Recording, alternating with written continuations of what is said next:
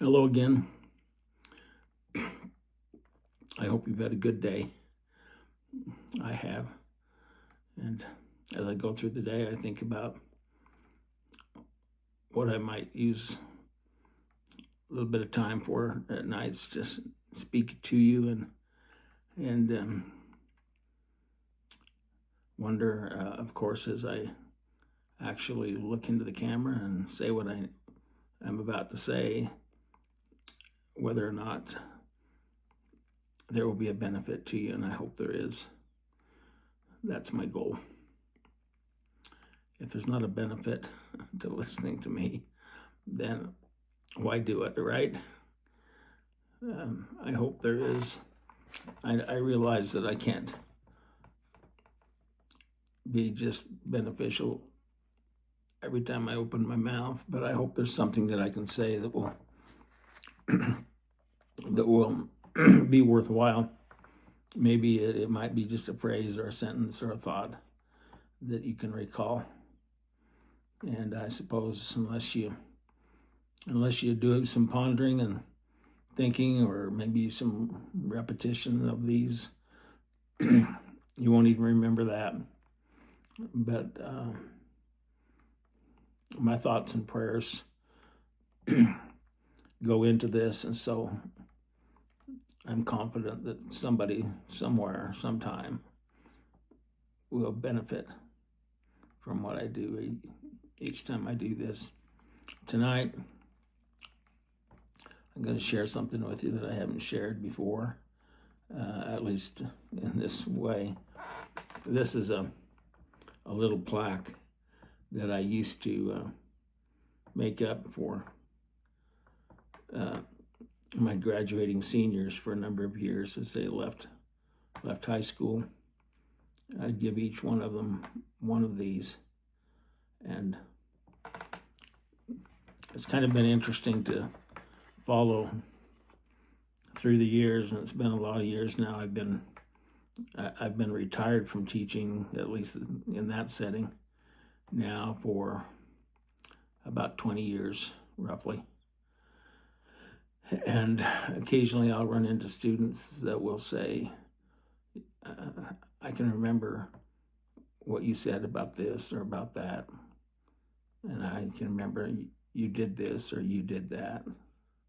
Or you made me feel this or you made me feel that. And I have to tell them quite often that no, I don't remember those times. But as soon as I get that out of my mouth, I say, but I'm really glad that you do. And thanks for bringing it up and letting me know that. It's a little awkward for me sometimes as a retired teacher, because I've had so many students I forget names, and usually I know last names. Sometimes I get ages and names mixed up a little bit. Maybe it's because I'm getting older or I've just been away from it for so long.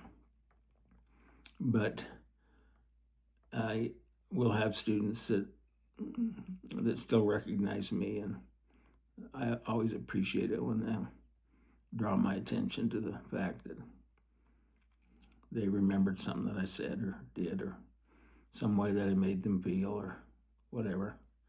I think I'm not so much different than anybody else in that respect. You like to be able to think that your life made a difference to somebody besides just you. So anyway, this was something that I made for the seniors, and I'm going to read it to you tonight, so don't worry about checking that out too close. I just wanted to show you what it was like. It's got a little stand here on the back that I would give them, and they could either hang it or stand it on a desk, and I'm sure a lot of them ended up in a trash can somewhere. I don't know. I don't like to think about that, but I'm sure it's reality. Anyway, so they, like you, came to recognize that I liked the transcendental writers Emerson and Thoreau, and then I quoted particularly Thoreau, like I have to you. And so this little thing that I wrote up for them is entitled Excerpts from Walden. What I lived, Where I Lived and What I Lived For by Henry David Thoreau. And these things that I'm going to read you now are not necessarily consecutive. I gleaned a little bit, so you won't find all these quotes together in one passage, but strung around in various paragraphs.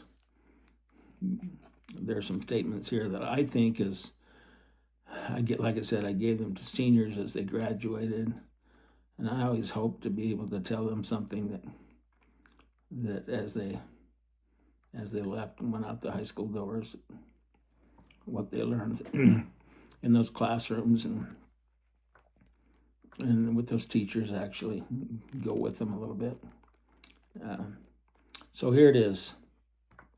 You'll see the theme running through this when I get done. I'm going to talk about it a little bit afterwards. It's called, like I said, Excerpts from Walden, Where I Lived and What I Lived For.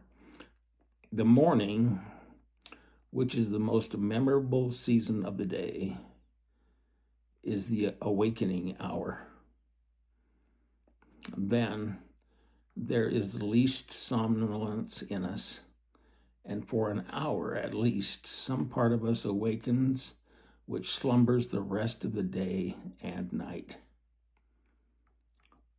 All memorable events, I should say, transpire in a morning time and in a morning atmosphere.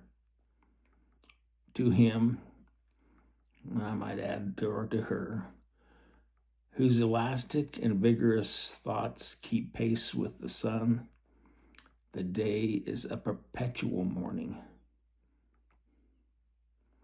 Morning is when I am awake and there is a dawn in me. The millions are waken up for physical labor, but only 1 in a million is awakened up for effective intellectual exertion. We must learn to reawaken and keep ourselves awake,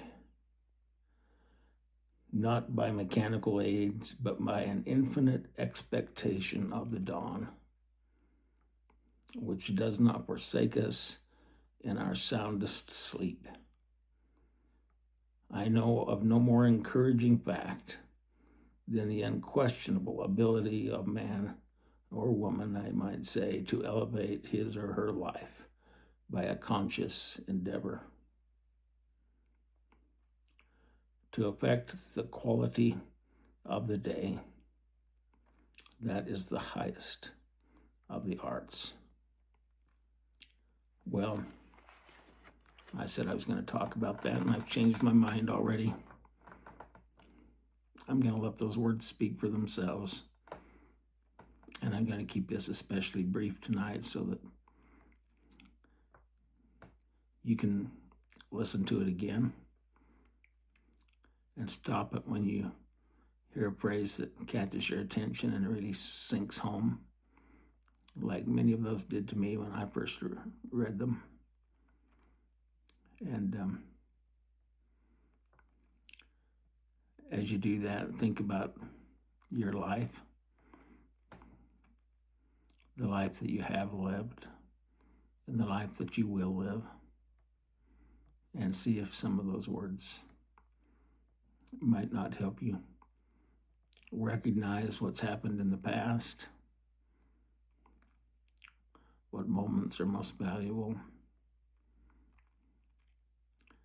but also how you might apply those same phrases and words to your life going forward. I don't know, you can see the common thread there is the morning and the expectation of the dawn, and staying awake and alert as you go through the day. I think it talks about elastic and vigorous thoughts, and the day being a perpetual morning. Well, here I am going ahead now, saying some things that I wasn't going to say. But time is, Thoreau also said, time is but a stream I go a-fishing in. I drink at it, but while I drink, I see the sandy bottom. and detect how shallow it is. Its thin current slides away, but eternity remains.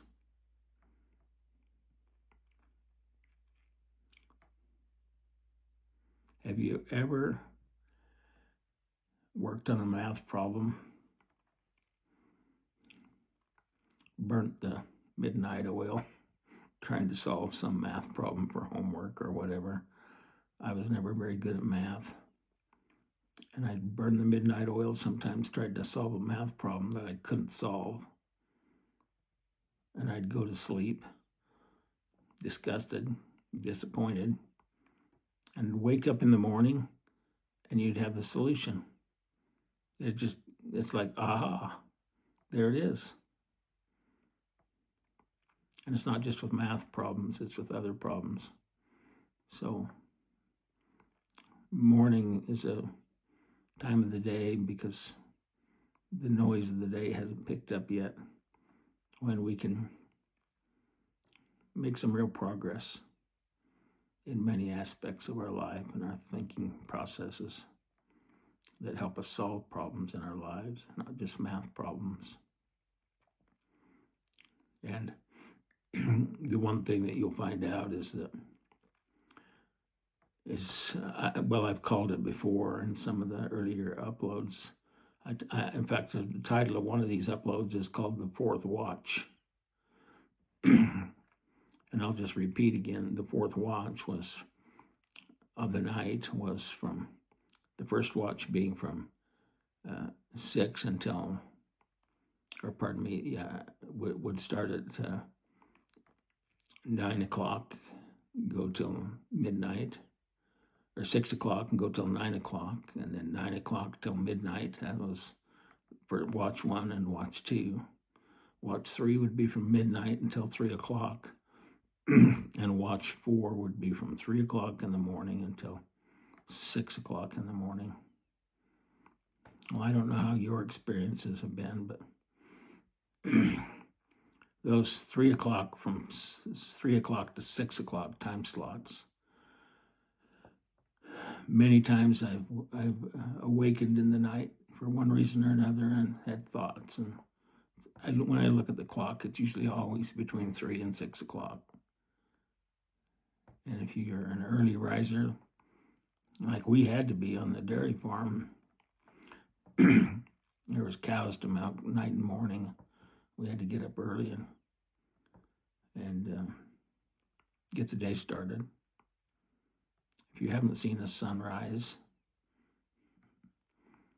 you haven't lived. You need to get yourself in a situation where you can see the sun coming over the mountain. I had that as a special privilege when I lived at Bear Lake West. Many of you will remember that home that we had there, looking over the Bear Lake and toward the East Mountains. I've talked about it even, but when you're sitting there in the pre-dawn hours and the horizon starts to glimmer a little, and then the first sliver of sunlight tips over that mountain, and you listen to the birds and whatever's going on. It's a special time. And in those settings, you can have special thoughts. Well, I said I wasn't going to talk too much about this, and I talked more than I intended to, but I was trying to capture some of that for those students that I taught when I gave them this little plaque as they graduated from school. So I don't have a little plaque to give you, but listen to it and re-listen to it and think about it. You get the same benefit.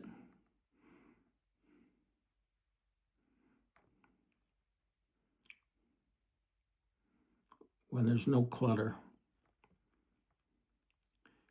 in the sound waves that come to your ear, you can hear things that you've never heard before.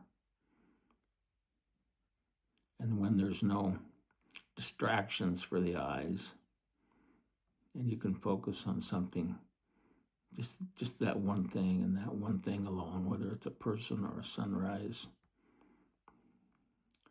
or a leaf. You can learn and be inspired like you wouldn't be able to if you were bombarded with all those things. So the simplicity of the morning is beneficial. And I think it exudes love, which is what I'm trying to exude as I speak to you each night. So there, consider yourself exuded upon, because I do love you. Good night.